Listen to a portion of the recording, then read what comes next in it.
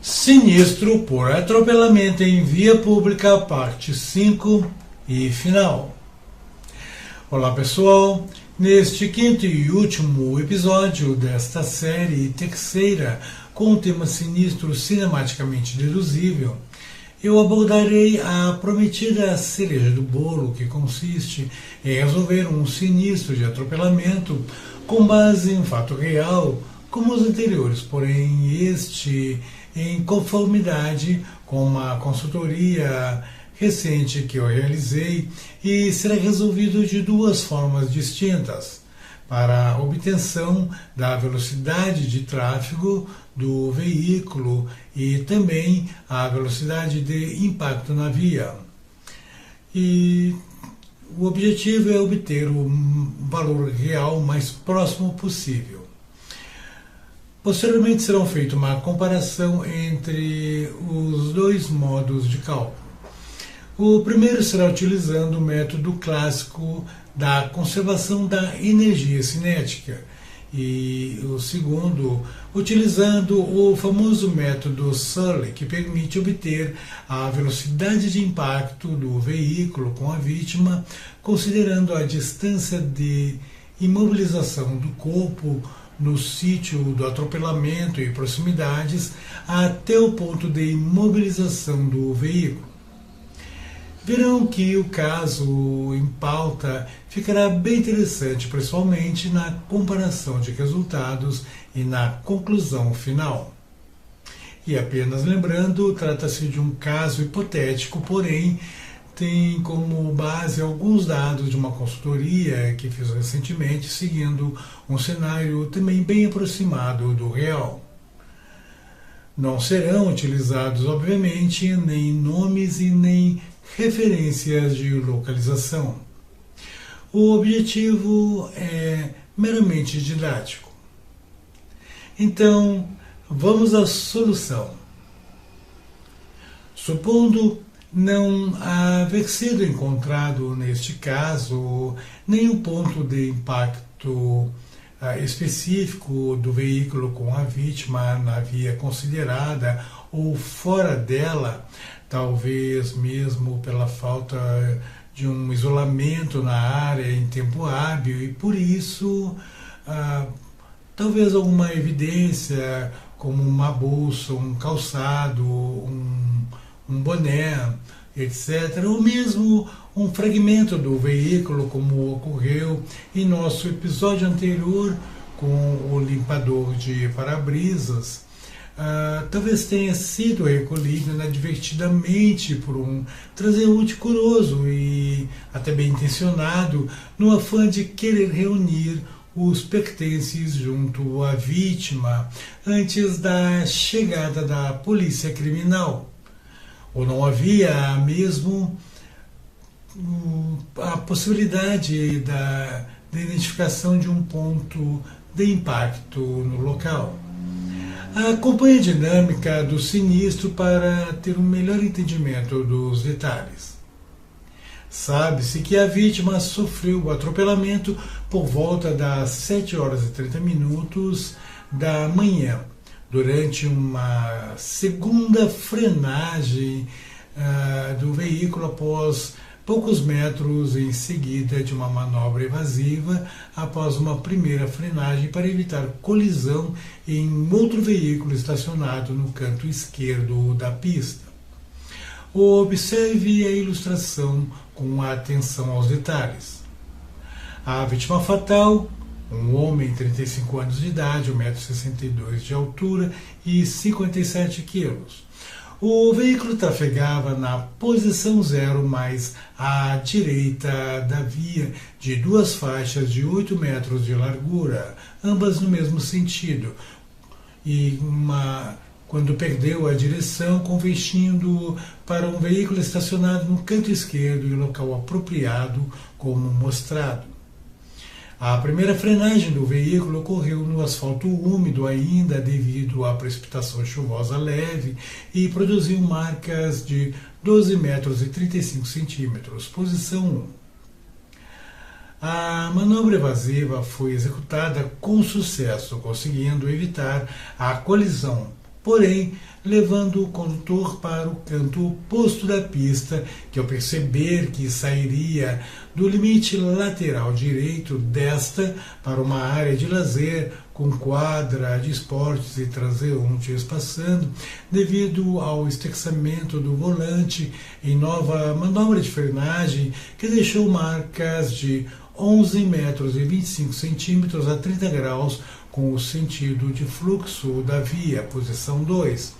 Atropelou um transeunte e colidiu parcialmente com o setor angular frontal esquerdo em um poste de concreto, rodou em torno do seu próprio eixo vertical e adentrou o terreno da área de lazer, restando imobilizado com o seu setor lateral esquerdo a 13 metros e 70 centímetros medidos paralelamente ao cruzamento da marca de frenagem do pneu esquerdo sobre o limite entre a via e o passeio, que era de concreto.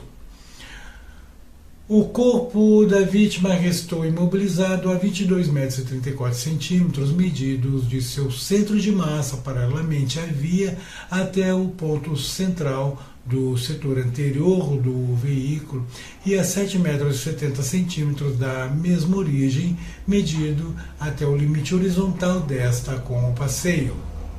Não é possível dizer se a vítima tentava atravessar a faixa de segurança e já estava sobre ela em algum ponto, ou se transitava no acostamento pelo passeio naquele lado, ou ainda se a alguns metros mais para dentro do terreno. Não havia meio-fio delimitando os limites da via em ambos os lados, mas no lado direito, no sentido do fluxo, um trecho definido, um passeio, era revestido de uma fina camada de concreto de não mais que 5 centímetros de espessura. Verificou-se ainda que, em seguida do passeio, o terreno era arenoso com vários tufos de grama esparsos e também estava relativamente úmido. Temos então a primeira solução como enunciada, que será dada com a aplicação do princípio da conservação da energia cinética, que diz que em um sistema isolado a energia cinética se conserva. Assim, no princípio da conservação da energia cinética, sabe-se que a energia cinética de um veículo em movimento é dada pelo produto entre um meio da sua massa e o quadrado da sua velocidade de tráfego. E será igual ao produto entre um meio de sua massa e o somatório dos quadrados de suas diferentes velocidades no percurso, sejam elas a variação de velocidades de N frenagens, como neste caso com 2 frenagens, também a velocidade de dano em colisões parciais e na velocidade de imobilização após colisão. Observe a equação geral e o seu desdobramento. Como a fração meio e a massa são constantes, pode-se cortá-las nos dois lados da igualdade e restará que o quadrado da velocidade de tráfego é igual à soma dos quadrados das velocidades de frenagens 1 e 2, também do quadrado da velocidade de dano e do quadrado da velocidade de imobilização do veículo, o que resultará na equação da velocidade de tráfego do veículo. Observe o desenvolvimento. A primeira componente do delta de velocidade, equivalente ao delta de energia cinética dissipada na primeira frenagem, é dado pela raiz quadrada do produto entre 2 vezes o coeficiente de atrito da superfície de frenagem, a gravidade, que é a constante 9,81 metros por segundo ao quadrado, e a distância de frenagem D1. O mesmo ocorre com a segunda frenagem com relação à distância D2 e com a velocidade de imobilização com a distância D3. Observe as equações. Quanto à velocidade de dano, esta será obtida de uma tabela crash test elaborada por fabricantes de veículos a partir de inúmeros testes de colisão. Veja a tabela. Logo voltaremos a falar dela em sua utilização.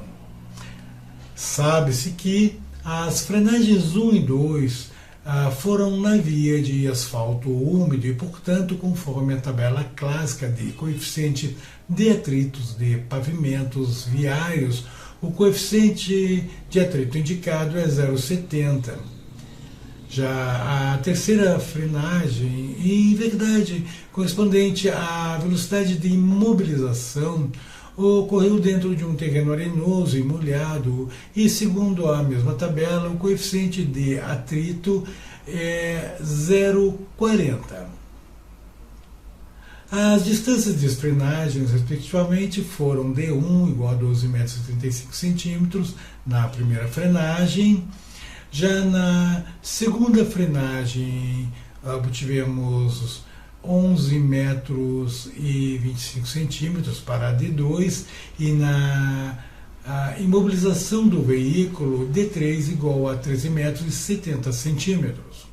Substituindo nas equações e calculando, veremos que o delta de velocidade equivalente à energia cinética dissipada na primeira frenagem, já em km por hora, foi de aproximadamente 47 km por hora.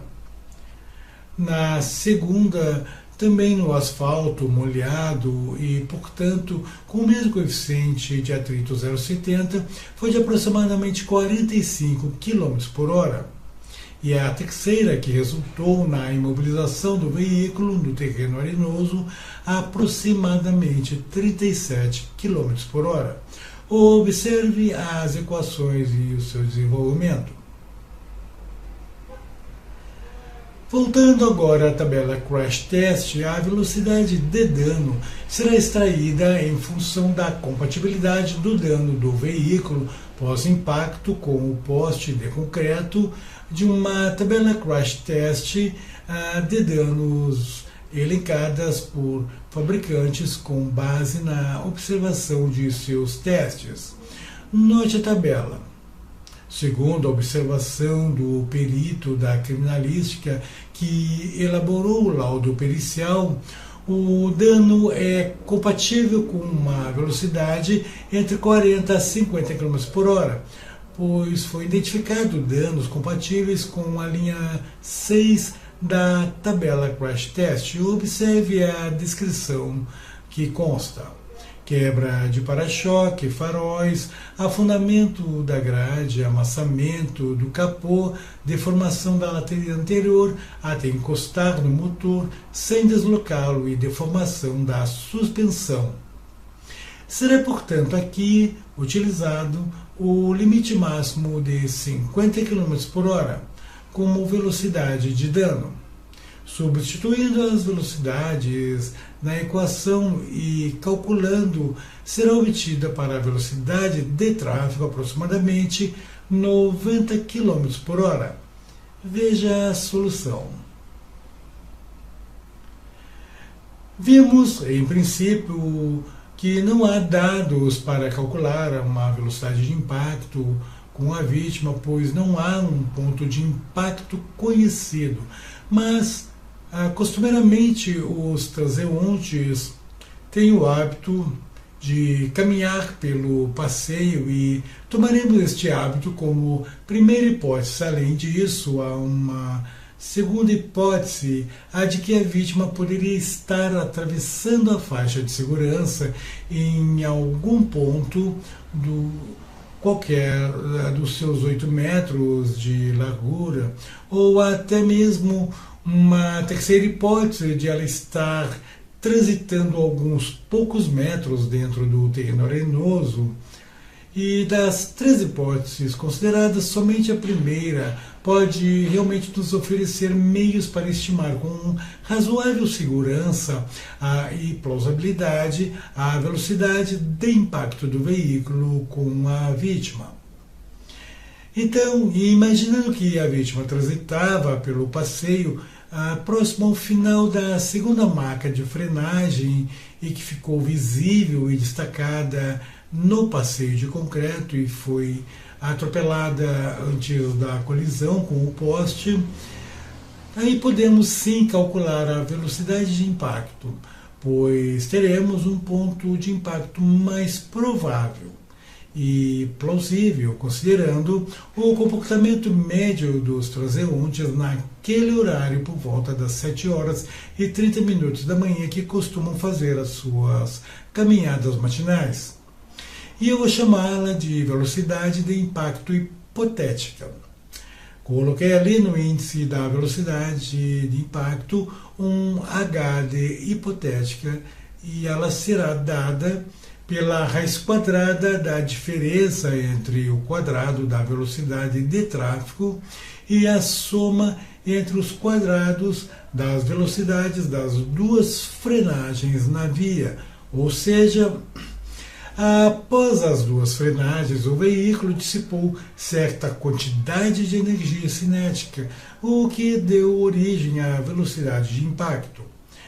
Como a vítima, nessa primeira hipótese, ela estava caminhando no passeio, sendo em seguida a energia cinética restante consumida com a colisão parcial no poste de concreto, definida então como velocidade de dano na tabela Crash Test, e também a velocidade de imobilização do veículo a alguns metros adiante.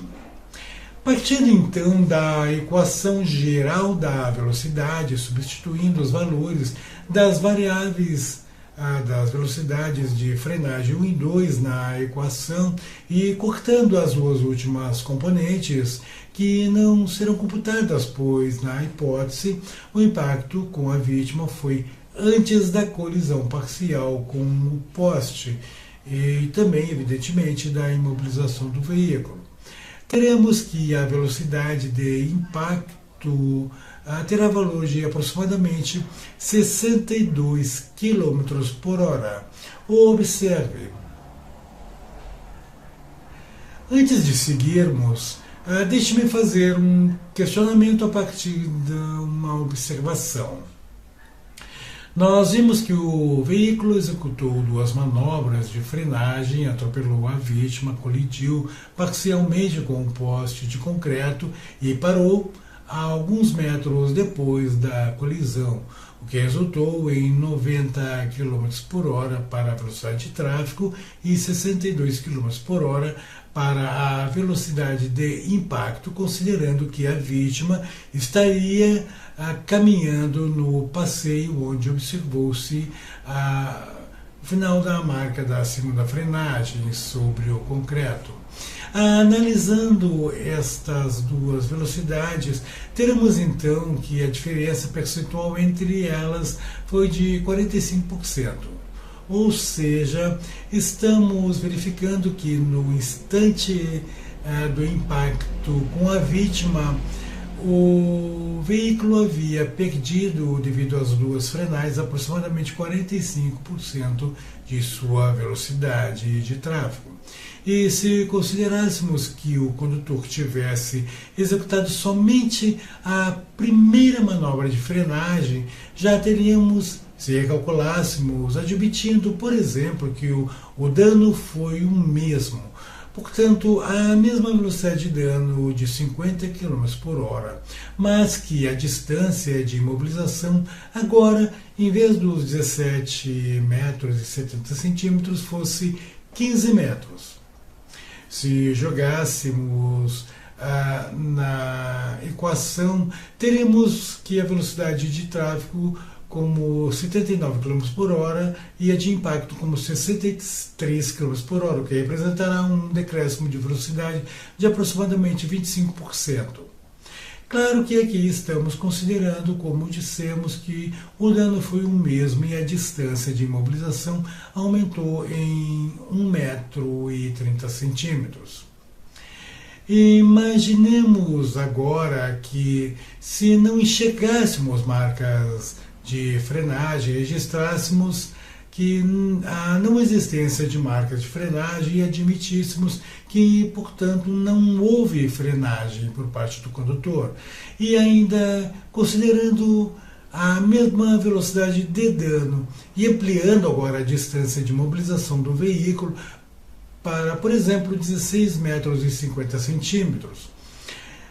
Recalculando, teríamos que as duas velocidades seriam iguais, em 65 km por hora. A pergunta é: estaria correto? Bom, a resposta, matematicamente, sim, mas não corresponderia à realidade, pois, apesar de, nesta suposição, não ter sido registrado marcas de frenagem na via, não significa que o condutor não tenha executado tal manobra. E é muito provável que o seu sistema de freios fosse do tipo ABS e que, como sabemos, raramente deixam marcas visíveis. Portanto, em princípio, precisaríamos de uma outra variável que representasse aquela da velocidade das frenagens, pois elas realmente aconteceram e foi devido a elas que conseguimos calcular a nossa velocidade de impacto hipotética e, bem mesmo, resultou na velocidade de tráfego cinematicamente correta. Justamente para preencher esta lacuna devido aos sistemas de frenagem ABS, surgiram modelos matemáticos de cinemática como este que agora vamos abordar na nossa segunda solução e que referi como a cereja do bolo. Cansados? Eu espero que não. Vai ficar bem legal agora. Vamos resolver então esta questão da velocidade de impacto primeiro, utilizando um método matemático teórico e experimental que levará em consideração a distância de projeção do corpo da vítima em relação à distância do veículo imobilizado. E para isso será necessário a aplicação do modelo matemático conhecido como método Surley, apresentado por John D. Surley e aprovado pela comunidade científica em 1993 em sua exposição no Congresso Internacional da SAI, realizado em Detroit, Michigan, com a apresentação de um paper de estudo que ele intitulou como sendo The Physics of Off-Road and Accident Reconstruction, ou a física da distância de arremesso na reconstrução de acidentes. E o modelo matemático de Surley, e que tomei a liberdade de adaptá-lo para resultar já em unidades de quilômetros por hora, é representado por duas equações que permitem estimar a velocidade teórica mínima e a máxima de impacto do veículo a partir da distância de projeção do corpo da vítima.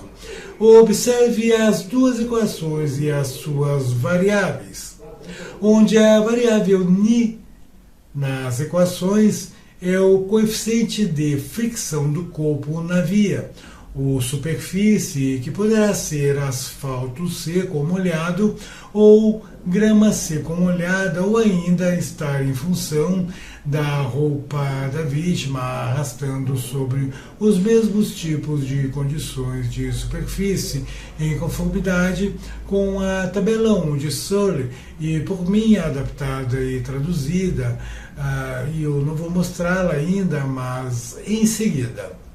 Assim como a variável EP é reconhecida como fator de eficiência de projeção de Eubanks, e é definida em conformidade com a tabela 2 de Sully, também adaptada e traduzida por mim, e que eu mostrarei juntamente com a anterior.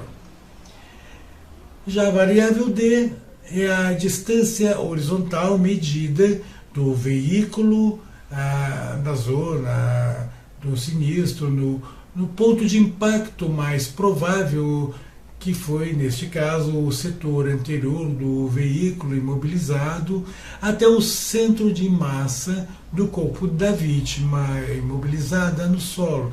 E a variável H, o índice ICM, representa a altura do centro de massa da vítima em relação ao peso. Na economia, essa medida representa 55% da altura do indivíduo. Algumas literaturas diferenciam como 54% em média para as mulheres, indo até 60% para homens. A altura do indivíduo é representada na figura por H maiúsculo. E por último, a constante da gravidade G, que é 9,81 metros por segundo ao quadrado.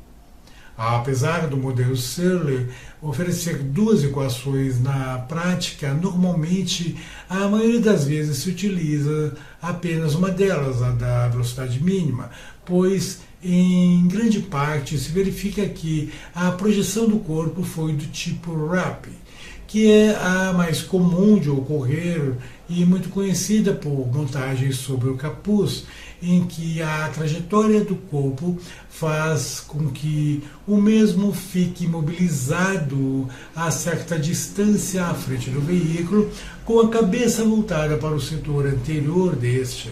Observe, geralmente o veículo estava desacelerando, uma frenagem. Ocorre dois pequenos impactos com a vítima e se dá um pouco mais acima do primeiro contato e um pouco abaixo do seu centro de massa. Eu abordei este tema no terceiro episódio da nossa série, quando eu tratei dos tipos de trajetória mais comuns descritas pelo corpo da vítima quando impactado. Já a segunda equação é mais indicada quando a projeção do corpo é do tipo forward ou projeção frontal, aquela em que o corpo da vítima resta imobilizado também à frente do veículo, mas desta vez com os pés voltados para o setor anterior deste. Porém, o coeficiente utilizado será outro e será obtido de uma relação de razão entre a massa do veículo e a soma da sua massa com a massa da vítima. É chamado de coeficiente de Hagg. Em nossa análise do caso, a vítima estava imobilizada com a cabeça voltada ao setor anterior do veículo, caracterizando, portanto, uma projeção do tipo RAP. Usaremos, assim, a primeira equação, aquela que dá a velocidade mínima. Então, vejam. Temos aqui a tabela 1 de Sully. Observe que a primeira coluna há pessoas com roupas normais. Na segunda coluna são os tipos de superfície, asfalto ou grama, e a sua condição seca ou molhada. E na terceira coluna, os respectivos coeficientes de fricção Ni, que basicamente são dois. Notem que para o asfalto seco ou molhado, Sully verificou o mesmo coeficiente de 0,66 e para a grama seca ou molhada também o mesmo coeficiente, que no caso é 0,79. Já a tabela 2 de Sully apresenta os coeficientes de Eubanks para eficiência, cujo propósito é fazer uma correção de velocidade na equação de Sully, devido à projeção do corpo da vítima, objetivando, portanto, a máxima aproximação com a real velocidade do veículo. Vejam que se tratam de coeficientes médios, pois a obtenção dos coeficientes reais se dá pela equação de Eubanks. outro pesquisador que verificou então que a equação de Solley não correspondia exatamente, como dissemos, com a velocidade real do veículo, pois no impacto com o corpo humano há um certo amortecimento e este não reproduz a exata velocidade do veículo, uma vez que absorve certa quantidade de energia cinética deste, porém amortece um pouco. Eubanks então verifica e propõe um coeficiente de correção em que ele divide a altura da extremidade do setor anterior do veículo pela altura do centro de massa da vítima, que em média, como citei, é 55% da sua altura. Lembrando que há literaturas, como referi, que diferenciam ainda, colocando que em média para mulheres corresponde a 54% e para homens até 60%. O ideal mesmo seria fazer a medição real na vítima. Observe que Solley classifica os coeficientes médios de Eubanks em 4 grupos. O primeiro, adultos, com o coeficiente médio de Eubanks em 0,726. O segundo, crianças com o coeficiente médio em 0,813. E o terceiro e quarto são em função da característica da altura da frente do veículo. Veículos de frente baixa com coeficiente médio de 0,689 e veículos de frente alta com coeficiente médio de 0,793. E mostra também um valor de coeficiente de 0,775 como valor médio global das médias de todos os grupos. Note ao lado a equação de Eubanks e acima dela a equação de Hague. A imagem em seguida já permite entender melhor que seria essa diferença entre veículo de frente alta e veículo de frente baixa. Os veículos de frente baixa têm a altura da extremidade do seu setor anterior abaixo do centro de massa da vítima e os de frente alta acima ou igual à do centro de massa da vítima. Como citei, estes desenhos, dados da tabela 2, são coeficientes médios obtidos para o caso de projeção do tipo RAP. E se fosse do tipo Forward, precisaríamos de uma outra tabela com coeficientes médios obtidos da relação da equação de Hague. Solley, que trata, como já mencionado, o título de um estudo envolvendo a projeção de indivíduos a partir de impactos frontais em seus corpos, projetando sobre duas superfícies, o asfalto ou a grama em duas diferentes condições, cada uma delas a condição seca ou a condição molhada. Segundo o estudo de Solley, o corpo da vítima, ao ser projetado numa das duas condições estudadas, literalmente quica uma ou duas vezes no chão após descrever uma parábola maior e tocar a superfície onde haverá imobilização. Ele sofre então um ou mais pequenos toques, solavancos e arrastes, deslizamento e até mesmo rolamento final até ficar totalmente imobilizado. Solley identifica neste movimento 3 fases.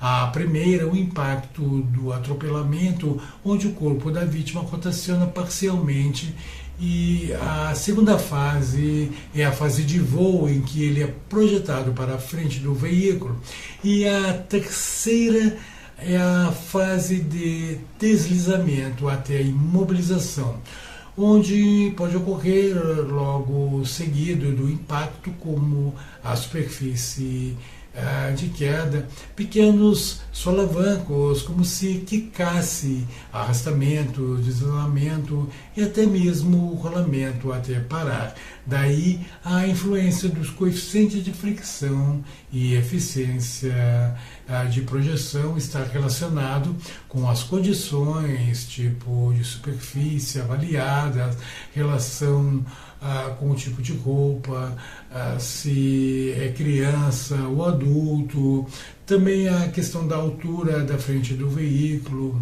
Bom, iniciando a solução do caso, levando então em consideração que a vítima ficou imobilizada dentro do terreno arenoso e úmido, com tufos esparsos de grama, e mesmo sabendo que a tabela 1 de Sully considera apenas grama úmida, nós utilizaremos desta primeira tabela o coeficiente Ni igual a 0,79. Observe.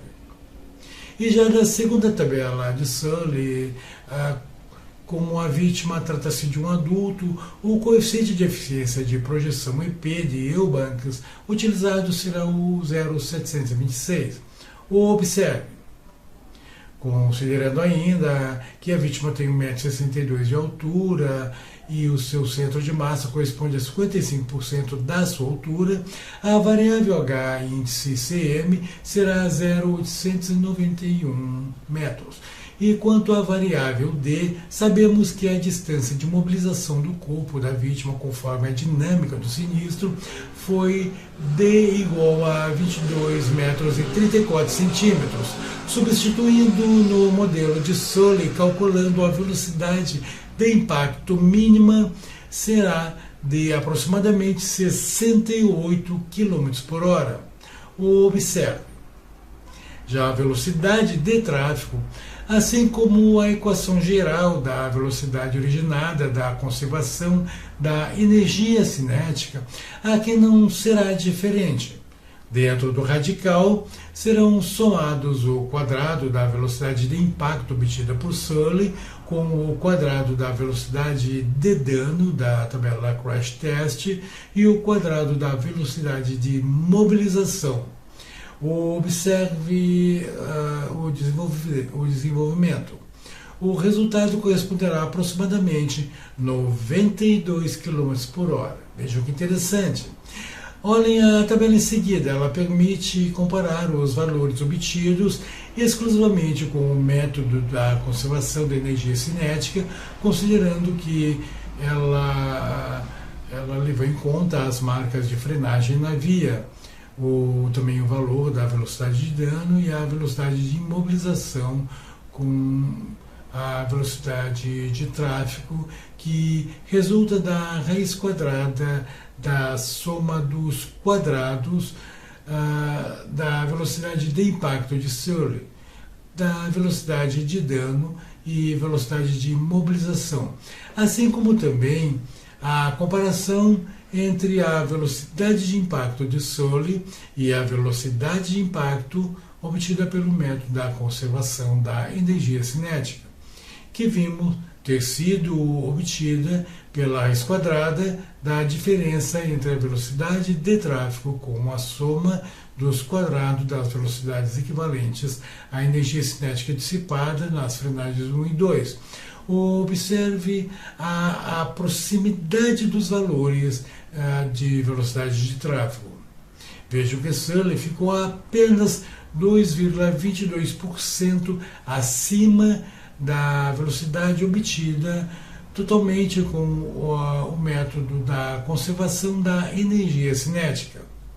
E, mais uma vez, é claro que, como visto na obtenção pelo método da conservação da energia cinética, foi considerada a existência de marcas de frenagem, porque se não fossem observadas na via tais marcas, o resultado, como vimos, apesar de matematicamente correto, não corresponderia à realidade dos fatos, pois as frenagens, elas realmente aconteceram. Observe agora a velocidade de impacto obtida para o veículo, exclusivamente pelo método Sully. Veja que a informação da existência ou não de marcas de frenagem na via em nada influenciou a sua obtenção. E apesar de ter ficado 9,68% acima da outra, que é aquela velocidade hipotética, e não esquecendo que essa comparação só é possível pela existência das marcas de frenagem, estes 9,68% são perfeitamente toleráveis, uma vez que ainda estaria dentro do campo de variação positiva ou negativa dos 10% de erro admitidos. Em resumo, o método de Sully tem se mostrado um dos mais eficazes para a aquisição das velocidades de impacto e de tráfego na via quando ocorre sinistro por atropelamento com projeção da vítima do tipo RAP, com ou sem marcas de frenagem, com o dano veicular ainda que mínimo, mesmo assim, pois ainda que não houvesse marcas de frenagem e colisão como um poste, uma árvore, um outro veículo, teria gerado algum dano estrutural leve, como um amassamento superficial no capô, uma quebra de para-choque ou farol, e que pode ser classificado na tabela Crash Test com velocidade de dano entre 5 a 20 km por hora. O problema, como havíamos comentado, é que a solução via conservação da energia cinética, como vimos, ficará um tanto comprometida, pois mesmo não aparecendo as marcas de frenagem, a energia cinética da frenagem foi consumida. E como saber esta perda de velocidade para chegar à velocidade de tráfego real do veículo, caso quiséssemos resolver sem a utilização do método Sully? Bom, a estimativa de velocidade de tráfego ela pode ser feita por outros métodos indiretos, como por exemplo o método da análise das deformações de componentes secundários, mesmo sem danos estruturais significativos. Componentes como para-choque, rodas, suspensão, amassamento no capô, podem apresentar sinais sutis de impacto, e que já foi dito sobre esse ponto. Também pode-se comparar esses pequenos danos com testes experimentais, pode-se oferecer um indicativo de energia dissipada. Também o uso de testemunhos e registros externos, se houver, por exemplo, câmeras de segurança ou até registros de GPS do veículo antes da colisão. Estes dados eles podem ajudar a validar a estimativa de velocidade de tráfego. E no caso das câmeras frequentemente instaladas nas rodovias, por exemplo, é possível medir o tempo entre pontos específicos e pode ajudar a calcular, portanto, a velocidade média do veículo. Também buscar a correlação com estudos empíricos. Existem tabelas de correlação entre a velocidade de tráfego e a energia dissipada para diferentes tipos de impacto. Algumas pesquisas em engenharia forense analisam colisões sem marcas de frenagem e podem servir como referência. E embora não exista um método único e preciso, a combinação entre estas abordagens pode fornecer uma estimativa razoável da velocidade de tráfego antes do impacto com a vítima. E finalizando, para facilitar a análise, eu criei no Excel este formulário que permite analisar por SOR e também pelo método da conservação da energia cinética. Vejam que ele mostra o caso já estudado com duas frenagens de comprimentos D1 e D2 na via, e também a imobilização em D3 após o atropelamento e o impacto com o poste. Também a velocidade de dano ela é pega na tabela de Crash Test abaixo.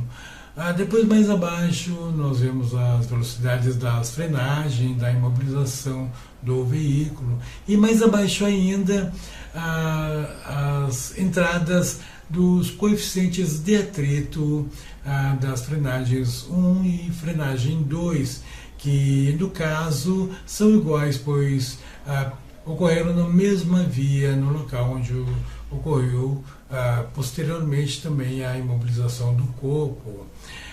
E mais abaixo, os dados de entrada de Surley referentes à vítima. Observem, temos o coeficiente de fricção da tabela 1 de Surley e o coeficiente de eficiência de Eubanks da tabela 2 de Surley. Aqui nós inserimos a altura da vítima e a distância de imobilização no outro campo, mobilização do corpo da vítima em relação ao veículo. Os dados de saída são, portanto, a velocidade de impacto, segundo o método Surley, e a velocidade de tráfego na via, que considera o impacto de Surley, o dano e também a velocidade do veículo.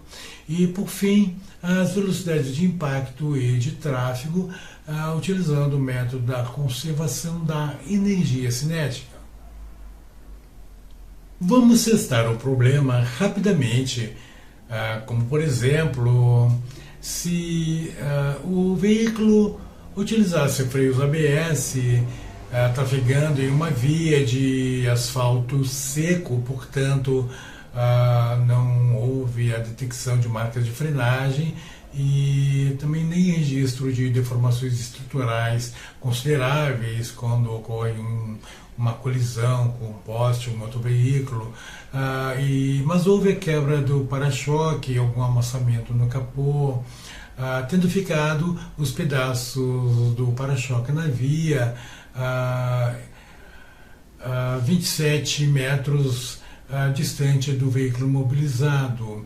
E supondo que a vítima seja uma criança de 1,10 m de altura e tenha ficado imobilizada 21 metros após o veículo, nós poderíamos calcular com este formulário, utilizando o método Surley e o método da energia cinética. Vamos verificar então no formulário.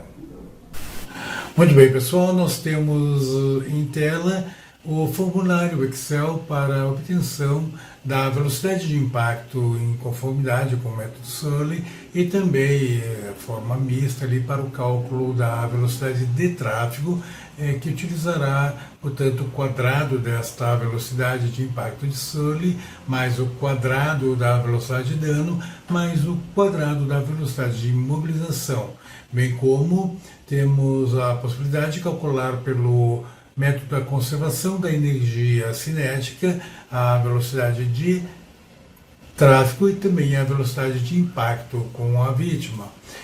Vamos começar então, de acordo com a descrição do sinistro, o veículo colidiu com a vítima, certo? Havendo a quebra do para-choque e o veículo ficando imobilizado a 27 metros à frente dos fragmentos na via. Houve o dano que foi a quebra do para-choque e um leve amassamento no capô. Bom, entramos aqui então primeiro com a distância de mobilização, que foi 27 metros.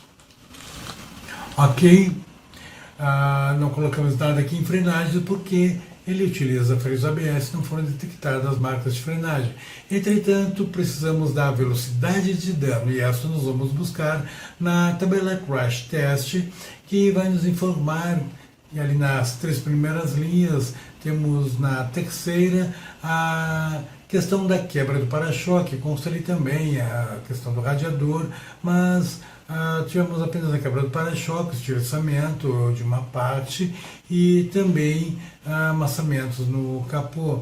Então, a velocidade que nós assumiremos será em torno de, a média de 15 km por hora. Veja que os limites são de 10 a 20 km por hora, vamos então tomar como 15 km por hora, perfeito? Agora nós passamos aqui na segunda linha nós temos aqui dados de saída, que são as velocidades específicas das frenagens e da imobilização. Passamos para a terceira linha. Nada nos atritos de frenagem, mas precisamos colocar o atrito referente à imobilização do veículo, esses 27 metros.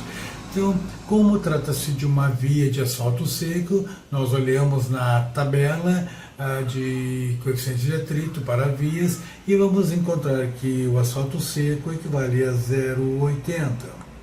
Perfeito? Opa, 0,80. Tá? Note que imediatamente ele já nos mostrou a velocidade de imobilização do veículo, que foi 74,11 km por hora. Temos então aqui a velocidade de dano e a velocidade de imobilização do veículo. Bom, os atritos de frenagem não vai nada, certo? Atrito de imobilização já vimos ali. E nós temos depois aqui a questão dos dados de entrada de Surley, no caso, o coeficiente de fricção, que vem lá da tabela 1 de Surley. Na tabela 1, o coeficiente Ni vai equivaler a 0,66, porque é o asfalto seco, certo? Tanto faz seco ou molhado, seria 0,66. E o coeficiente de eficiência de Eubanks na tabela 2 corresponderá, por se tratar da vítima uma criança, será 0,813. Ok? O próximo dado a ser entrado é a altura da vítima, 1 metro e 10 centímetros. Ok? E a distância de imobilização do corpo da vítima em relação ao veículo, que foi 21 metros. Tá? Notem agora os resultados que nós temos. A velocidade de impacto a 76 km por hora em conformidade com o Surley. E a velocidade de tráfego 107 km por hora. Se dividirmos aqui o tráfego pelo impacto, nós teremos uma diferença, um delta de velocidade, decréscimo de velocidade de aproximadamente 41%. Notem que a velocidade de conformidade com a conservação da energia cinética deu 76 km por hora também para a velocidade de impacto e também para a velocidade de tráfego. Ora, por que deu esse erro? Como nós havíamos comentado, a velocidade, aqui a equação para a utilização com a conservação da energia cinética necessita deste dado de entrada, deste delta de velocidade referente à dissipação da energia cinética na frenagem. Ocorreu, mas por ser freio ABS, não detectamos, então não pode ser entrado o dado. Se pegarmos, por exemplo, esses dois dados de entrada aqui, que nós tivemos um dado de entrada que foi os 15 km por hora como velocidade de dano e também aqui a velocidade de imobilização, que foi um dado de saída de 74,11 km por hora, somarmos o quadrado dos dois e tirarmos a raiz quadrada, nós vamos ter exatamente os 76 km por hora, pois a velocidade de tráfego é dada pela raiz quadrada do quadrado da velocidade de frenagem, mais o quadrado da velocidade de dano, mais o quadrado da velocidade de imobilização. E neste caso nós não tivemos a velocidade de frenagem. Então, somando apenas o quadrado das duas, resultará no 76.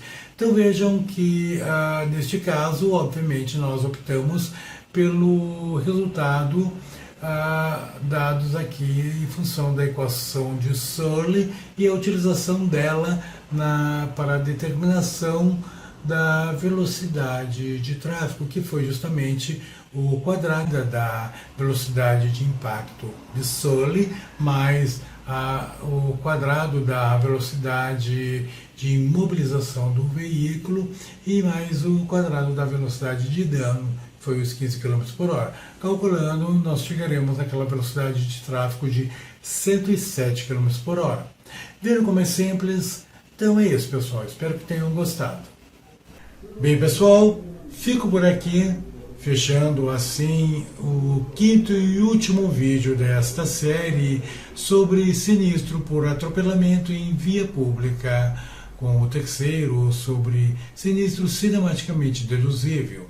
O meu contato para atuação como perito da parte ou consultorias nesta e em outras áreas de minhas competências através do WhatsApp 051 983 490 408 ou pelo e-mail consulta@bfperito.com.br. Visite também a minha página na web pelo QR Code no canto superior esquerdo da tela ou em www.abfperito.com.br. A ABF Perito, perícias e consultorias, competência, qualidade e confiança.